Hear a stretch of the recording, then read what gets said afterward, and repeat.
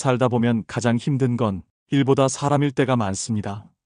좋았던 관계도 한순간에 무너지고 가까웠던 사람에게 상처받고 말 한마디에 며칠을 마음에 담아두게 되죠. 그래서 오늘은 관계에 상처받지 않기 위한 5가지 기준을 조용히 차분히 함께 나눠보려 합니다. 지금 관계로 지치고 있다면 이 기준들이 당신 마음을 지켜주는 울타리가 되어줄지도 모릅니다. 공감 쉼터, 나이 들어도 품격 있는 삶. 지금 시작합니다. 관계는 가까울수록 더 조심해야 합니다. 가깝다는 이유로 말이 거칠어지고 사소한 예의를 놓치게 되면 상처는 더 깊게 남습니다. 60대 초반의 장 여사님은 30년 지기 친구와의 관계를 결국 끊었다고 합니다. 처음엔 사소한 말 한마디였어요. 야, 너는 또 왜 그 모양이야? 친근함의 표현이라고 하기엔 장 여사님은 매번 기분이 상했다고 했죠. 몇 번 참고 조심스럽게 이야기했지만 돌아온 건 내가 언제 그 정도도 못 받아줘? 라는 반응뿐. 그땐 알았어요. 이 사람은 나를 익숙함으로 대하고 있었구나. 결국 장 여사님은 연락을 끊었고 처음엔 외로웠지만 지금은 마음이 훨씬 편하다고 말합니다. 우리는 가까운 사람에게서 위로받기를 원하지만 때때로 가장 큰 상처도 거기서 오죠. 가까운 사이일수록 선을 지키는 것. 그게 오래가는 관계의 비밀입니다. 누구와도 원만하게 지내야 한다는 생각은 우리를 끝없이 피곤하게 만듭니다. 70대 박 선생님은 퇴직 후 이렇게 말하셨어요. 살면서 참 많이 맞췄지. 근데 지금 생각해보면 굳이 그럴 필요는 없었더라. 그분은 50대 후반까지 회사, 모임, 심지어 친척 관계까지 모든 사람에게 잘하려고 애썼다고 해요. 모임이 끝나면 집에 와서도 피곤했고 한마디도 제대로 못 쉬는 느낌이었다고 합니다. 어느 날 병원에서 스트레스성 위염 진단을 받고 나서야 이제는 나를 먼저 돌봐야겠다고 결심하셨답니다.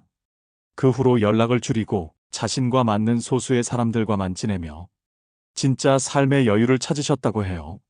세상 모든 사람과 잘 지낼 수는 없습니다. 맞지 않는 건 다를 뿐이지 당신이 잘못된 게 아닙니다. 말투 하나, 표현 하나가 관계를 지키기도 하고 깨뜨리기도 합니다. 김 여사님은 남편과 자주 다투셨습니다. 그런데 싸움의 원인이 뭔지 곰곰이 생각해 봤더니 내용이 아니라 항상 말투 때문이었다고 해요. 예를 들어, 그거 왜 안 했어? 그 대신, 그거 혹시 못했어? 이런 말투 하나에도 기분은 전혀 다르게 느껴진다는 걸 알게 됐습니다. 어느 날 남편이 무심코 던진 그걸 아직도 몰라? 라는 말에 며칠을 말없이 지내셨다고 해요. 그 말은 곧 상처가 되었고 그 이후론 자신도 말할 때 더 조심하게 되었다고 합니다. 우리는 때때로 상대의 말보다 태도에 상처받습니다. 그래서 관계에 상처받지 않으려면 상대가 아닌 내 말을 먼저 돌아봐야 합니다. 말은 곧 그 사람의 얼굴입니다. 따뜻한 말은 관계를 지키는 첫걸음이에요. 같은 상처를 반복해서 받는다면 그건 상대의 문제가 아니라 내가 거리를 두지 않은 탓일 수도 있습니다. 60대 후반 이 선생님은 아들 내외와의 갈등으로 마음고생이 많았습니다.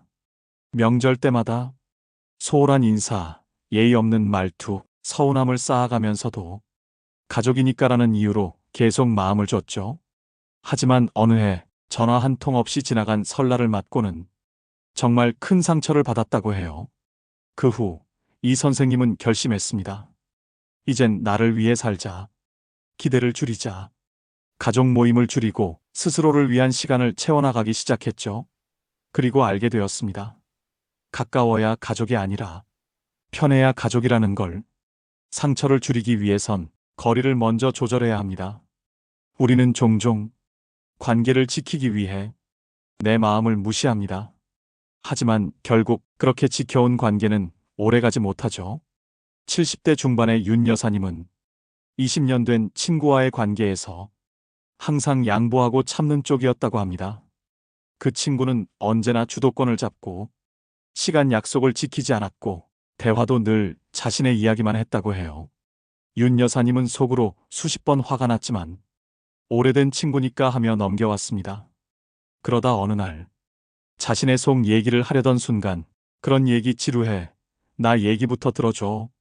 라는 말을 듣고 그날로 마음을 끊었다고 합니다. 그 후 더 이상 마음을 다치지 않았고 그 빈자리를 산책, 독서, 그리고 나를 위한 시간으로 채웠다고 해요.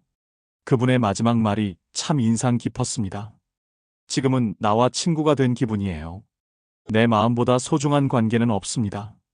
관계에서 상처받지 않기 위한 5가지 기준, 마음에 하나라도 새겨지셨나요? 가까운 사람일수록 선을 지키고 억지로 맞추지 않고 따뜻한 말을 전하며 거리를 조절하고 무엇보다 내 마음을 우선하는 것. 이 5가지만 기억한다면 당신의 인간관계는 조금 더 단단하고 평온해질 거예요. 공감 쉼터는 언제나 당신 편입니다. 오늘도 함께 해주셔서 감사합니다. 구독과 좋아요로 이 공간이 여러분 마음의 쉼터가 되기를 바랍니다.